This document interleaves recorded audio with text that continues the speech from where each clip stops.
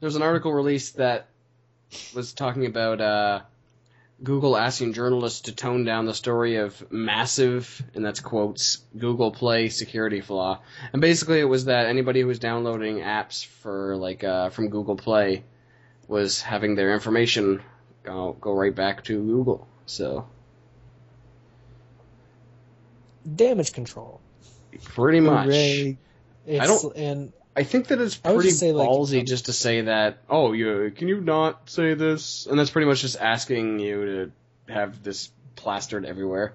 Couldn't you call this censorship? Well, they're not actually doing anything.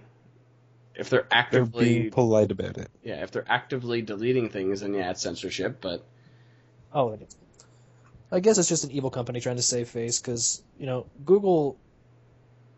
how can... They're not, sunshines and rainbows, like a lot of Android fans like to paint them to be compared to Apple. They have death rays. They build death rays in their spare time.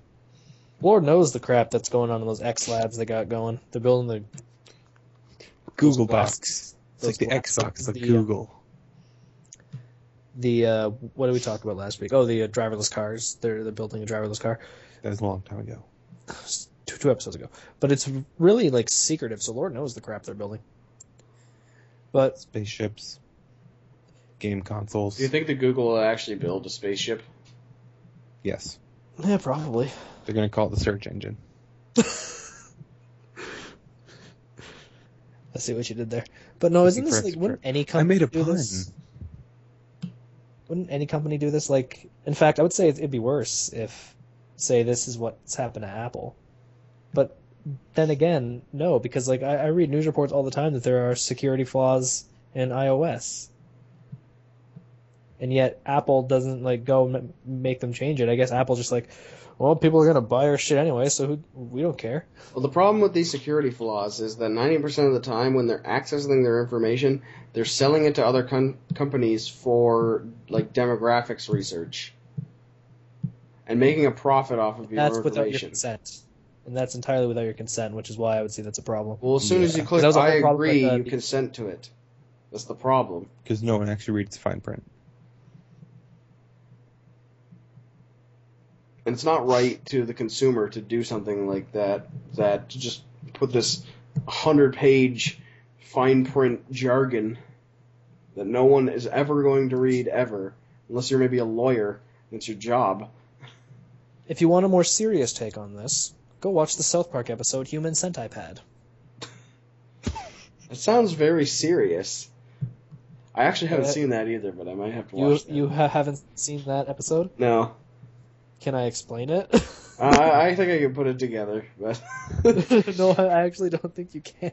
But yeah. It's worse than you think. I don't know, well, you were going to say something else about this particular article, Danny, or have you already said it? I was just going to say, Google's a big company, like every other big company, and if this happens to end, I just assume, this is a total assumption, so I have no research to back this up, so quote me if I'm wrong, or correct me if I'm wrong, I don't care. I'll quote you if you're wrong. Just, everybody does this. I would just assume that Apple would do it as well.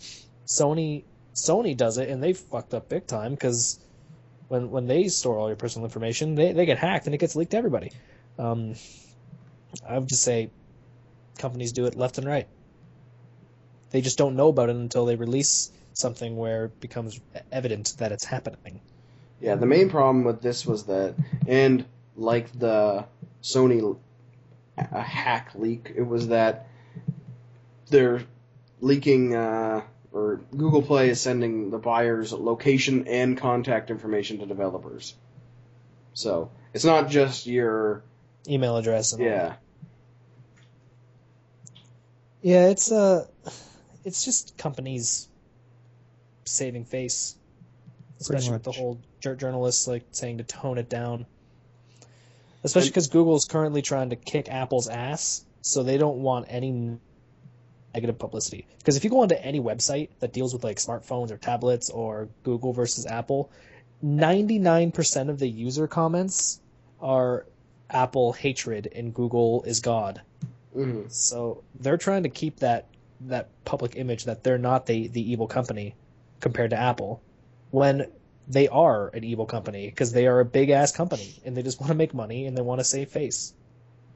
I think that this could also link back to the people finally realizing and on the path to accepting that whatever, like, you're not an anonymous figure on the internet anymore. Maybe in some cases you are, but in other cases you definitely aren't. You are you on the internet.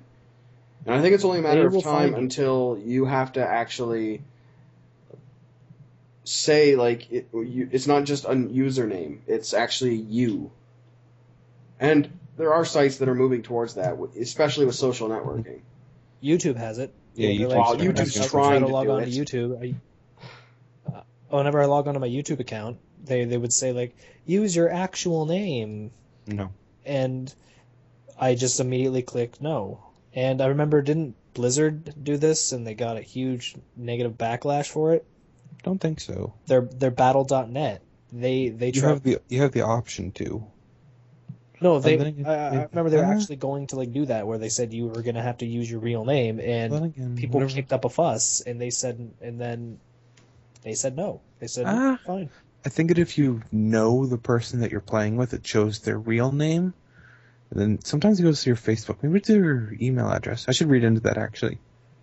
I need to play StarCraft again. I would just say it's hidden in the fine print of every terms and conditions you read for Sony, for Apple, for Google, for everybody, is that your information can be distributed without your consent. The only times where it's ever been, like, but it's worded in a way where it's like people aren't going to be like, oh no. The only, like, terrible, like, bad PR moment that's happened was, remember, like, a couple months ago when Instagram did that? Yeah, what was that? They basically, the new terms and conditions for Instagram was that if you agreed to it, you agreed for Instagram to sell your photos without your consent to advertising agencies. If you upload it, then you don't own the rights to it? No, Instagram does? So once it's uploaded onto Instagram owns your photos. They can sell it and make as much money off those photos as they want, and you do not get a penny from it. And I heard that it lost like 50% of its user base or something like that after that went active. It was like a huge number of people. Yeah, they had a lot of people say they were going to leave, and they most definitely would have. But I think Instagram took that part out of the terms and conditions. I don't think they did. I stopped reading about it after Kim Kardashian said, I'm taking away all my Instagram followers with me when I leave to Flickr or something. Well, considering that it was just stupid to begin with, like, it's just an image hosting site, right? Yeah, that is actually crossing the line. Like, if you take a picture of something, it's your picture, you took it. Why should I just post it and then you guys own it? And you guys could make millions of dollars from advertisements. Like, imagine if you're walking down, like, Times Square and then you see that one picture you took of a Starbucks mocha latte, and it has, like, a really awesome filter around it, and that's the new promotional image for Starbucks. And you're like, hey, that's my picture, and this is making millions of dollars. That's actually not as uncommon as you would think. People, like, losing the rights to the pictures.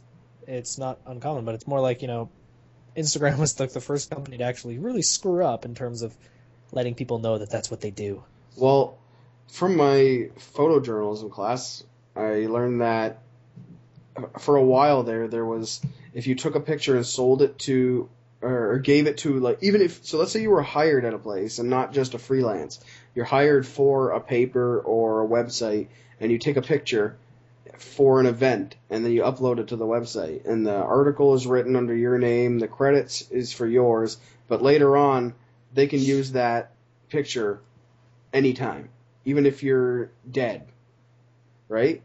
And there was them also selling pictures from people that were taking them, and it was just a big controversy about it. But now, at least in Canada, the law is, hired by a company or not, if you take the picture, It is your picture. Unless you sell it. Canada does something good. Hooray, Canada. Yay, Unless Canadian you government. sell the rights to your picture. You can give anyone the rights to use it, but it is ultimately your picture, and you can have it pulled.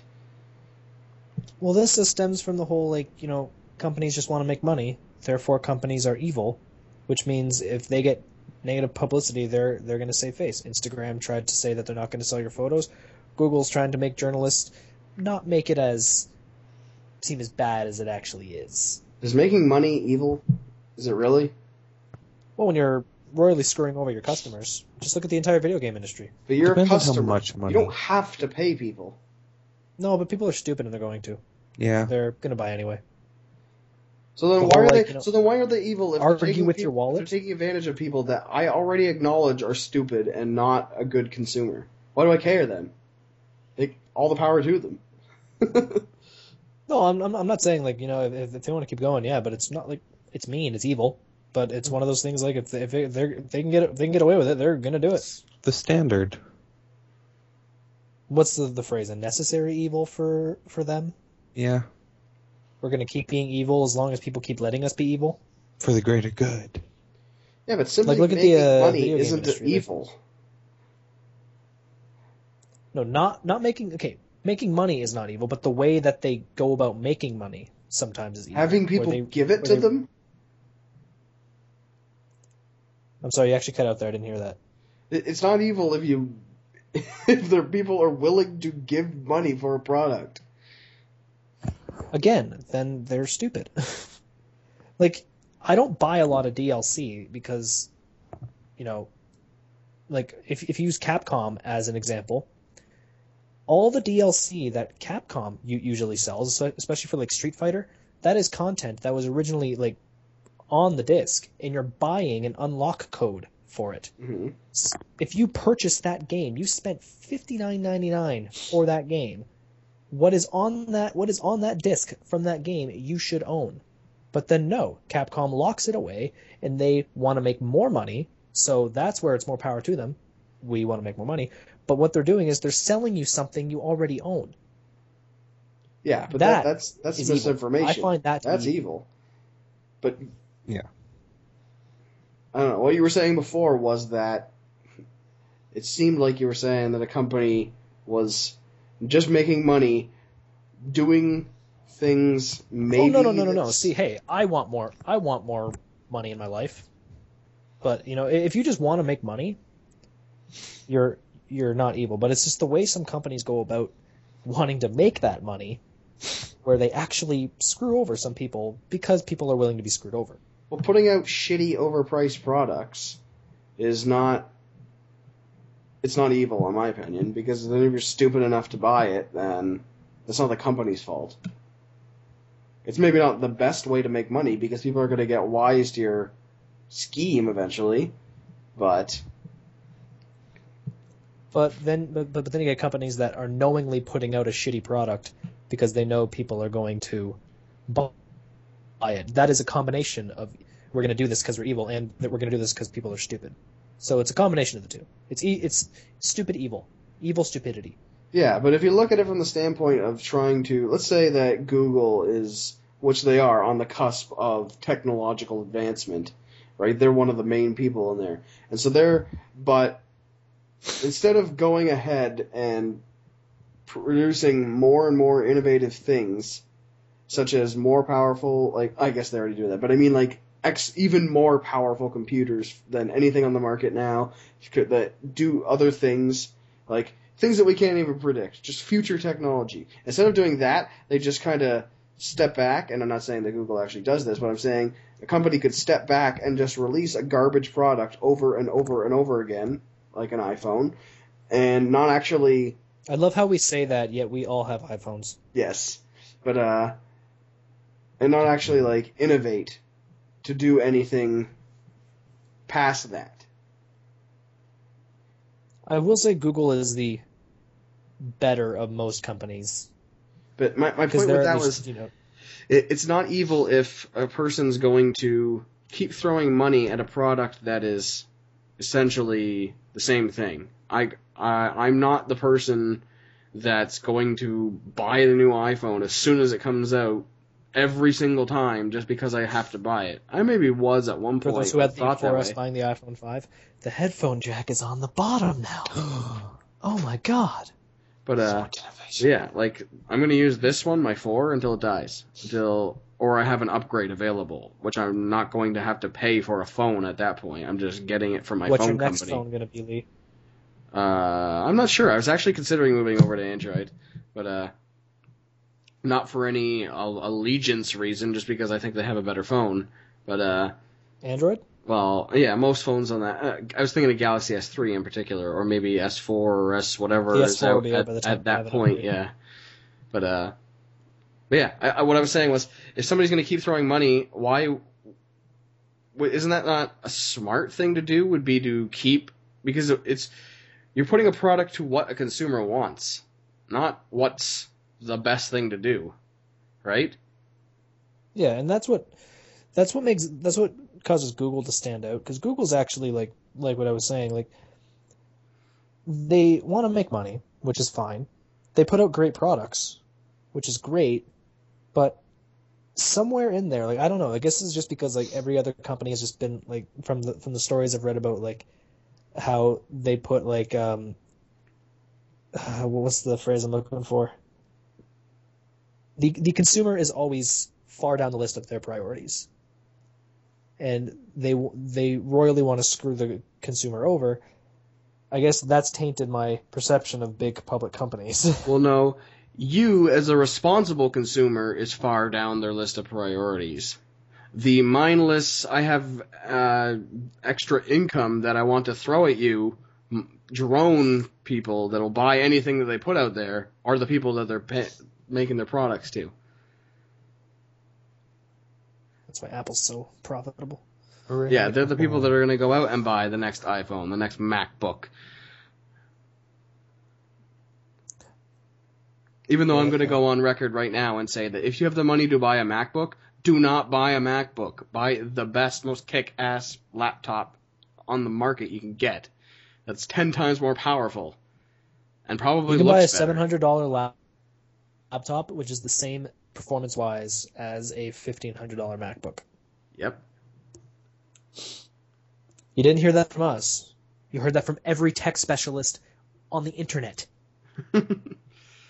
Anyway, I think we kind of strayed from the point, but I think everything was relevant, but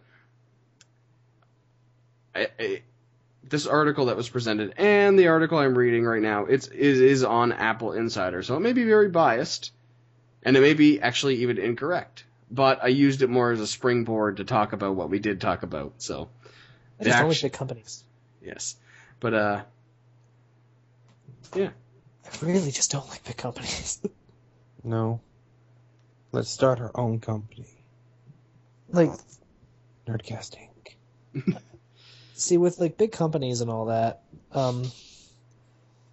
would I be considered like the smart consumer where I wait and see what like a product is like before I buy it? Like I waited like.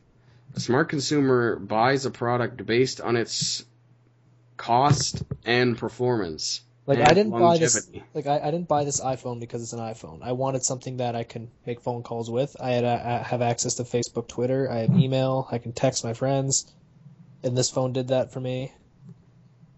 Is that what you consider a smart consumer? Yes. Okay. Well, on the way, at least. More so than somebody who just says, "Oh, iPhone, give me." Right? They've raised the screen to 4 inches. Oh my god. And there's also a difference between somebody going, okay, I'm going to buy this. Why? Because it's Apple. No. You can look at Apple and say, well, the products that Apple releases are usually of good quality, overpriced, but usually of good quality. And that, looking at it from that aspect is much better than just saying, I'm going to buy it because it's Apple. You buy the product because Apple makes a good product in the past. That could change, and you have to watch out for that. I was making a joke the other day about how Apple recently dropped the price on the 13-inch MacBook Pro with the Retina display. So they dropped to $200. $5,000 now? No, it's $14.99. So I'm like, oh, so they're almost at overpriced. Yeah, they're moving out of ridiculous into. Okay. But, anyway, I think we're done with this topic. Anybody want to have any closing thoughts to back to the original thing about your information being sold off and secretly harvested by certain things that you do? Pretty sure we've covered everything. All companies do it. They just don't like to be found out, and when they do, they like to save face. That's just my thoughts. Everyone's evil except for us. You can trust us. Trust the Nerdcast. Send us your money. Yes, I was going to say, trust us by sending us your money so we can show that you are loyal to us. Let us play games. We are now the Nerdcast and Sachs bank company. Offshore bank.